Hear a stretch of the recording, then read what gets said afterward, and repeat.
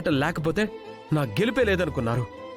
నా వెనక పల్లవి లేకపోతే బ్రతికే లేదన్నట్టు మాట్లాడారు. పాట రాసిన అభిమాని నేనే అని బయటికి చెప్పాలి కదా. లేదమ్మా, ఇది వాంటెడ్లీ చేసింది. దానికి నా గెలుపు కంటే తన ఐడెంటిఫికేషనే ముఖ్యం. అందుకే చేసింది.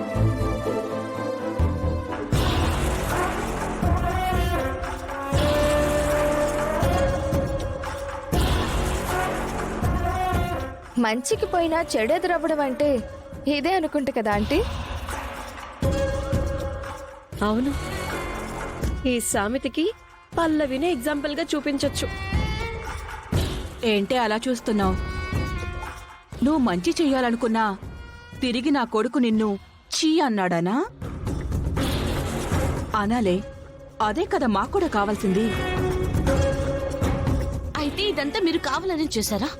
అవును, నువ్వొక అజ్ఞాత అభిమానిగా క్యారెక్టర్ వేసి చరణ్ కి పాటలు రాసి పంపించి ఆయన మూడ్ బాగున్నప్పుడు మెల్లగా ఇదంతా చేసింది నేనేనండి అని రివీల్ చేసి ఆయన దగ్గర మార్కులు కొట్టేయాలని వెదో ప్లాన్ వేశావు కదా.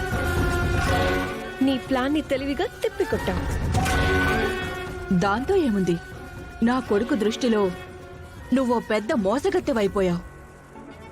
అభిమాని అంటూ చరణ్ కి ఫోన్ రావడం, చరణ్ ఫోన్ పట్టుకుని వెళ్లి మాట్లాడుతూ ఉంటే మరో పక్క నువ్వు వెంటనే వెళ్లి ఫోన్ మాట్లాడడం. మాకు అప్పుడే డౌట్ వచ్చింది, ఆ అభిమాని క్యారెక్టర్ వేస్తుంది నువ్వేనేమో అని. కానీ కన్ఫర్మ్ కాలేదు. అప్పట్నుంచి నిన్ను వాచ్ చేస్తూనే ఉన్నాము. ఆ తర్వాత నీ ఫోన్ దొరకడంతో మొత్తం బండారం బయటపడింది. రండి ఆంటీ. ఆంటీ, మన అనుమానం నిజమైంది ఆంటీ. ఆ పల్లవియే అభిమానిగా ఫోన్ చేస్తుంది, పాటలు పంపిస్తుంది. ఇదిగో ఈ ఫోన్ నుంచే.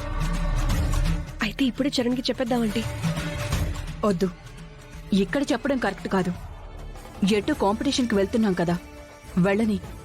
అక్కడ సమయం చూసి విషయాన్ని రివీల్ చేద్దాం. ఏ పర్పస్తో పల్లవి ఇదంతా చేసిందో అసలు ఆ పర్పస్కి అర్థమే లేకుండా చేద్దాం.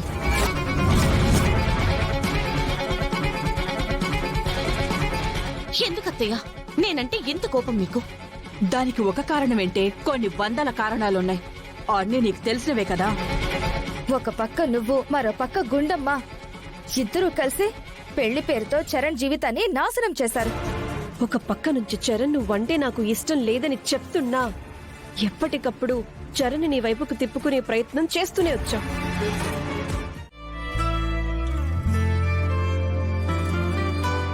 ఏవండి ఏవండి ఏవండి లేవండి. ఏవండి, కాఫీ. ఏంటి పొద్దున వచ్చి డిస్టర్బ్ చేస్తావేంటి? బుద్ధి లేదా? టైం లేదు.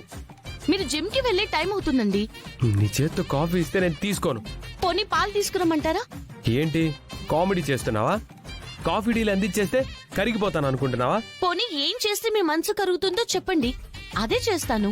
నువ్వు తల్లకిందులుగా తపస్సు చేసినా నా మనసు మారదు, నీ మీదున్న కోపం పోదు. సర్లేండి, కోపాన్ని అలాగే ఉంచి ఎదిగోండి ఈ కాఫీ తాగి ఫ్రెష్ అవ్వండి. ఉండండి, గీజర్ ఆన్ చేస్తాను. హే, వద్దని చెప్తే అర్థం కాదా? బుర్ర పనిచేయదా నీకు? ఏంటి నాన్న, ఏమైంది? చూడు మమ్మీ, ఉదయాన్ని వచ్చి డిస్టర్బ్ చేస్తుంది. ఏం డిస్టర్బ్ చేసిందిరా? నేను అడగకుండానే కాఫీ తీసుకొచ్చింది. ఇదిగోండి టవల్ తీసుకోండి, ఫ్రెష్ అవ్వండి, గీజర్ ఆన్ చేస్తానని ఓవర్ యాక్షన్ చేస్తుంది. ఇందులో ఓవర్ యాక్షన్ ఏముందిరా? ప్రతి భార్య భర్తకు చేయాల్సిన సేవలే తను చేస్తుంది. పైగా నీకు జిమ్ముకు టైం అవుతుంది కదా, అందుకోసమే నిన్ను వదిన తొందర పెడుతుంది. అందులో తప్పేముందిరా? తప్పు కాకపోతే ఏంట్రా? వాడు వద్దు అన్నప్పుడు తనెందుకు ఈ రూమ్ లోకి రావాలి? వద్దంటే రాకుండా మానేయడానికి నేనేం చుట్టాని కాదు కదత్తయ్య, ఆయన భార్యని. భార్య అని నువ్వు అనుకుంటున్నావేమో, కానీ చరణ్ అనుకోవట్లేదు. అనవసరంగా ఆయన దగ్గరకు వచ్చి డిస్టర్బ్ చేస్తే మర్యాద దక్కదు. ఏమనుకోవచ్చండి?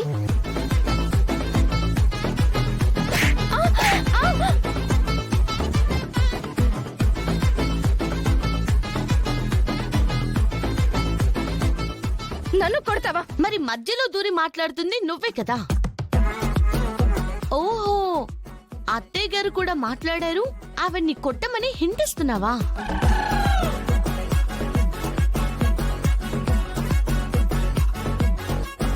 హే, ఏమనుకుంటున్నావు నువ్వు?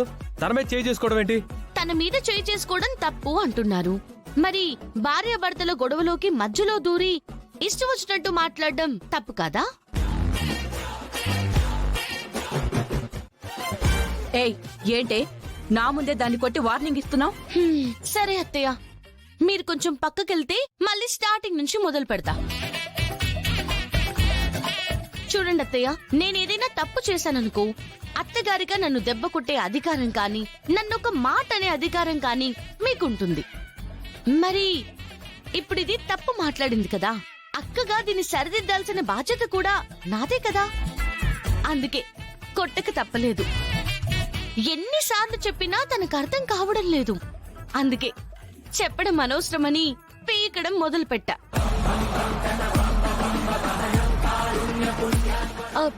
నేను చేసింది తప్పంటారా బామ్మగారు? తప్పెందుకు అవుతుంది? భార్యాభర్తలన్నాక 1,00,000 ఉంటాయి మీ మధ్య. మీరు పడాలి. అయినా నువ్వేంట్రా? అది కాఫీ ఇవ్వడం నచ్చకపోతే నచ్చలేదని చెప్పు, అంతేకాని ఓ నరిచేసి అందరినీ డిస్టర్బ్ చేయాలా? పదండి, మొగుడు పెళ్ళాల మధ్య ఓ దూరేస్తారు అందరూ. పదండి, రండి.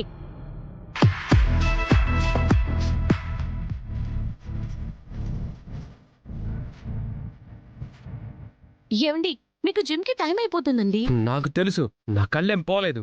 గడియారంలో టైం నాకు కనపడుతుంది.